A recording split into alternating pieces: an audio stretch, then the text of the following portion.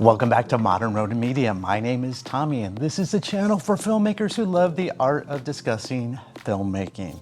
Today, we are going to be talking about teleprompters. I know it's been a while since we've had a video out, and I apologize for that.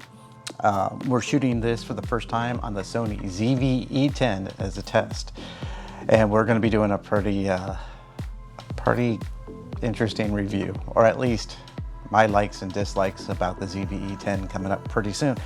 But today we want to talk about teleprompters. Why do you use a teleprompter to begin with?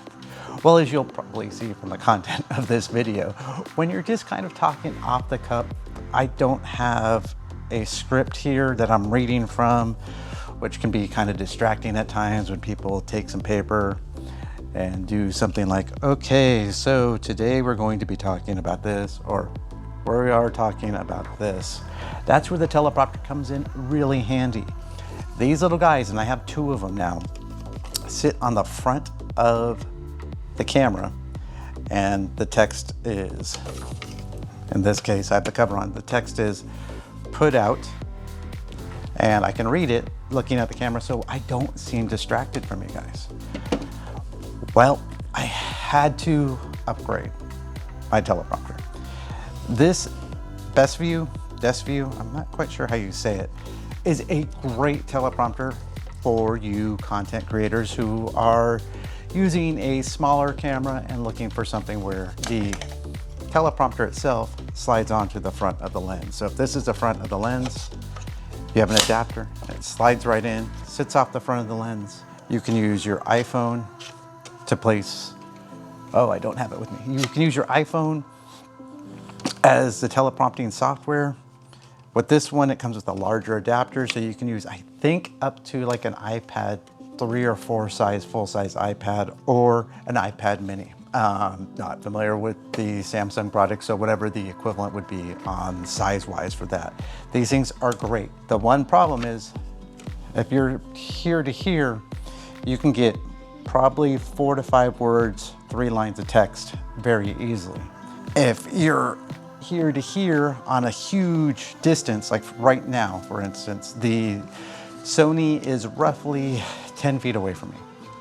Putting this on the front of that creates a small problem of I have to enlarge the text. So now I'm going from, say, 5 to 10 words to 3 to 5 words on this, and I'm only getting 1 to 2 or 2 to 3 lines of text as it scrolls up. So you're gonna run into problems where you're gonna be reading something and you're gonna have to kind of pause to catch up.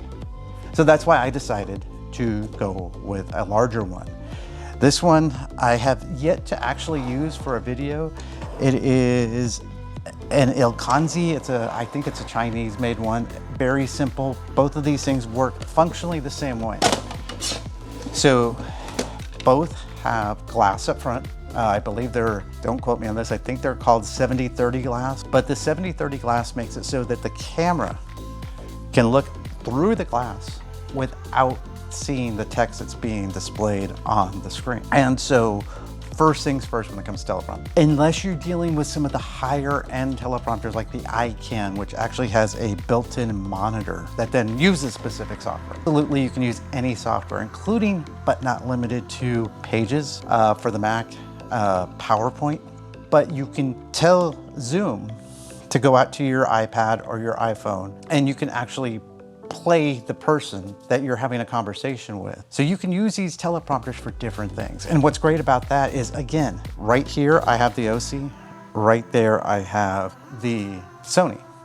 So if I'm talking to a guest and he's on the OC, I'm looking over here, not at the camera.